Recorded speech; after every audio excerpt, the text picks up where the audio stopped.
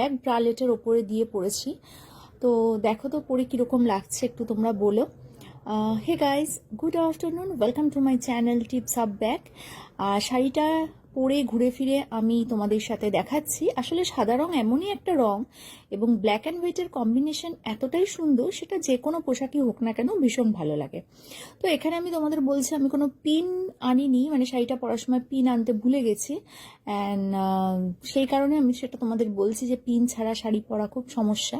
তো যাই হোক, এটা আমি এবার ব্রালেটের স্ট্র্যাপের সাথে গুজে নিলাম অ্যান্ড মাইকটা যাতে পড়ে না যায় সেটাও সিকিউর করে নিলাম, নিয়ে এবার তোমাদের সাথে কথা বলছি।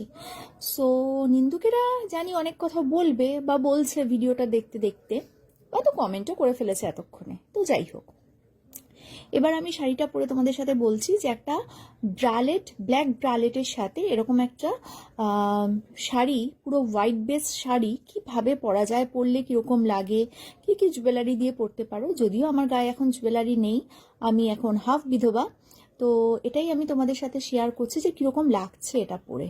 অ্যান্ড আমি এখানে দেখাচ্ছি যে মাইকটা বারবার পড়ে যাচ্ছিল, লুজ হয়ে যাচ্ছিল, সেটাই আমি তোমাদের দেখাচ্ছি যে মাইকটা আবার খুলে পড়ে না যায়। তো যাই হোক, এবার আমি সেটা তোমাদের বলছি যে এটার সাথে আমি যে খোলা চুল রেখেছি এটাতে আমাকে ভালো লাগছে, নাকি চুলটা যদি বেঁধে নিই সেটাই আমাকে ভালো লাগবে, তো সেটা তোমরা অবশ্যই বলো।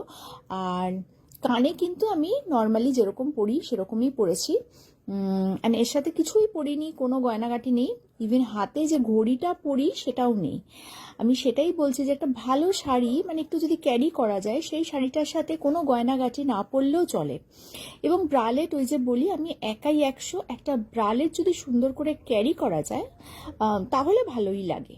হ্যাঁ, অনেকে বলবে হয়তো ফিটিং ব্লাউজ হলেও তাহলেও ভালো লাগে, অবশ্যই ভালো লাগে। যে যেটা পরে অভ্যস্ত, যে যেটা পরে কমফোর্টেবল, যে যেটা ক্যারি করতে পারে তার সেটাতেই ভালো লাগে। তো বোল্ড হওয়া মানে রাস্তাঘাটে যেখানে সেখানে ঝগড়া করা নয়, বোল্ড হওয়া মানে সাহসী হওয়া মানে সব সাহসী নারীকে, সব সাহসী মানুষকে সমর্থন করাটাই হচ্ছে সাহসিকতার পরিচয়। লুকিয়ে লুকিয়ে কিছু করাকে সাহসিকতা বলে না। তো যাই হোক, এটাই আমি তোমাদের বলতে চাইছি, বোঝাতে চাইছি। অ্যাকচুয়ালি কিছু ভিডিওতে বলছিলাম না, লাস্ট কিছুদিন ধরে কোনো ভয়েস আসছে না, কেন আসছে না আমি জানি না। তো যেটাই হোক, এটাই আমি তোমাদের সাথে শেয়ার করছি। আর দেখো, কানে আমি একটা ঝোলা দুল পরেছি, যেটা আমি জানি না পরে তোমরা দেখতে পাচ্ছ কিনা আমাকে। আর এইবার আমি তোমাদের সাথে শেয়ার করছি রাতের অতিথি, নিশি রাতের অতিথি। কেমন লাগছে দেখো তো। অ্যাকচুয়ালি ভিডিওটা করতে করতে লোডশেডিং হয়ে গেছে, আমার পুরোটাই ঘর অন্ধকার হয়ে গেছে। আর ব্ল্যাক অ্যান্ড হোয়াইট এই শাড়িটাও অন্ধকারেও কিন্তু বোঝা যাচ্ছে, কি বলো? তো এই পুরো অন্ধকারে এই শাড়িটা পরে কীরম লাগছে, চলো এবার লাইটটা জ্বালিয়ে দেখাই।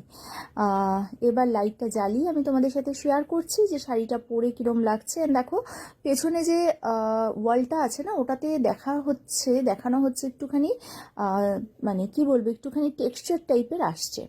তো আমি আবার মনে হলো যে না, লাইটটা অফ করে একটু এটা অন করে দেখাই, আর লাইটারটা অন করে কীরম লাগছে। তো সেটাই আমি দেখাচ্ছি অ্যান্ড দেখাতে দেখাতে তোমাদের বলছি কোনটা বেশি ভালো লাগলো, লাইট অন করে না লাইট অফ করে। তো আবার লাইটটা অন করে দিলাম অ্যান্ড দেখো, লাইট অন করার পর ফাইনালি হচ্ছে আমার এই লুক। বাই।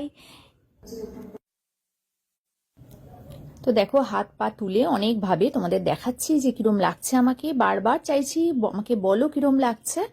আর এরকম একটা পেছনে red wall and white sari, black